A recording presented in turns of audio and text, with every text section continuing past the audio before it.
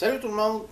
Je vous souhaite la bienvenue pour une troisième petite vidéo de pêche 101. On va parler des spinners aujourd'hui, les cuillères tournantes. J'ai déjà fait une vidéo là-dessus. J'ai déjà fait une vidéo sur les cuillères en général, au tout début. Mais pour mettre dans notre série de pêche 101, je vous fais une assez courte vidéo sur les cuillères tournantes. On a trois catégories principales dans les cuillères tournantes. Alors, on a tout ce qui est spinner. Un spinner, là, c'est vraiment une cuillère montée sur un fil de fer. Ce qu'on appelle le classique, là, MEPS ou petite cuillère montée sur un fil de fer, comme ça. Pas habillé. Ça, c'est le classique normal. De base. Ensuite, on a les spinners cuillères habillées. Hameçon habillé, avec des plumes ou des poils. Dans ce cas ici, c'est des plumes, avec une cuillère feuille de saule, avec un gros poids. Alors ça, c'est une cuillère qui va aller plus en profondeur, qui va se lancer plus loin. Puis qu'on peut ramener un peu plus rapidement, souvent pour la pêche à la traîne, lente.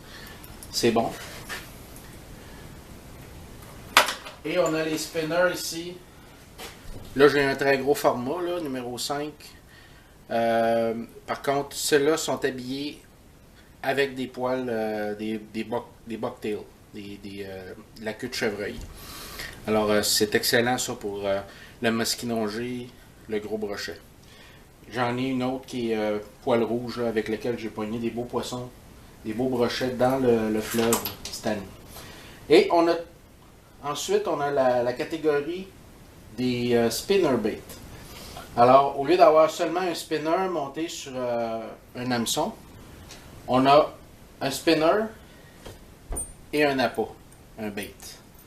Alors, on a les hameçons spinner, comme ici, les feuilles de saule, sur un spinner bait. En passant, ça, elles sont très excellentes, celles-là. On a des cuillères en tungstène. Super belle, super beau spinner bait. Pas trop gros. Que je vais essayer cet été, que j'ai pas encore essayé, son œuvre. EcoPro, la marque.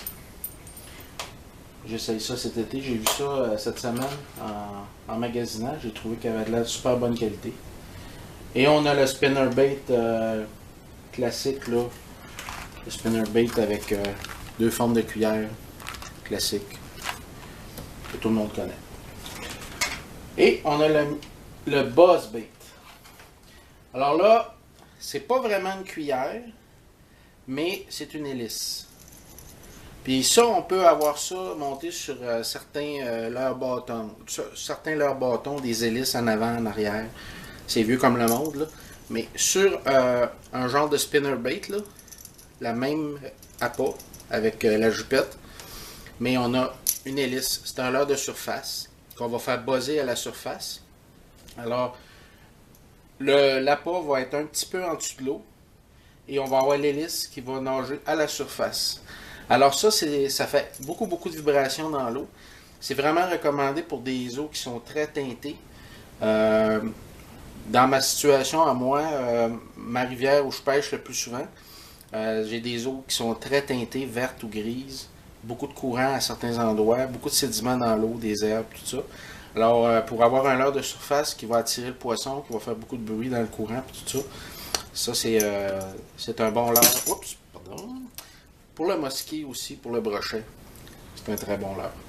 Alors ça, buzzbait, j'en vois pas beaucoup en Europe. Ici en Amérique, c'est très populaire, les buzzbait. Au printemps, les eaux, quand l'eau est en crue, que l'eau est très brouillée, c'est un très bon leurre pour le printemps. De ne pas se planter des hameçons dans les doigts, c'est mieux. Et on a les petits micro-spinners qui en a plein de sortes différentes, là. On en a qui sont montés avec des petites têtes plombées. Moi j'en ai ici des petits micro-spinners qui sont montés avec des petits poissons, des petits leurres souples. Alors ça encore c'est un petit micro-spinner qui fonctionne très bien. Avec les perches, avec les truites aussi. J'ai pogné des truites cet été avec ça. Des truites mouchetées. Puis aussi avec les crapets. Avec les crapets, c'est super bon. Si vous voulez pêcher le crapet un petit peu plus en profondeur, là, souvent les crapets vont se tenir dans des petits cours d'eau pas profonds, jusqu'à de la roche, tout ça. Vous avez 1 pied d'eau, 2 pieds d'eau. Mais si vous voulez aller dans 4-5 pieds d'eau, ça, pour pêcher un petit peu genre dandinette, mais en ramenant à l'horizontale, mais vous pouvez dandiner ça à l'horizontale. Ça va super bien. Alors, les utilités, la grosse qualité des spinnerbait, c'est que c'est un leurre qui est très très polyvalent. Moi, je pêche pas beaucoup au spinnerbait, mais je sais que c'est un leurre qu'on peut dandiner, jigger, ou c'est un leurre qu'on peut lancer. C'est un leurre qu'on peut buzzer sur le dessus de l'eau, qu'on peut faire à peu près toutes les techniques de pêche avec. On peut jerker, on peut faire des lancers relâchés, ramener relâchés, on peut faire un paquet de techniques là, différentes sur l'eau avec le spinnerbait. Ça se prête à peu près toutes les techniques de pêche, le spinnerbait. Et je vois beaucoup, c'est sûrement bon parce que je vois beaucoup de personnes pogner du poisson avec ça. Alors, c'était les cuillères tournantes. On a fait à peu près le tour. Là, je vous rentrerai pas dans tous les détails parce que j'en ai déjà parlé plusieurs fois. Mais je voulais vous les présenter, que vous soyez capable de les différencier. Alors, juste un petit récapitulatif. On a les petits spinners, qui est seulement une cuillère tournante montée sur un hameçon. On va avoir les spinners avec les hameçons habillés. On va avoir des plumes ou des bucktails dessus, du poil.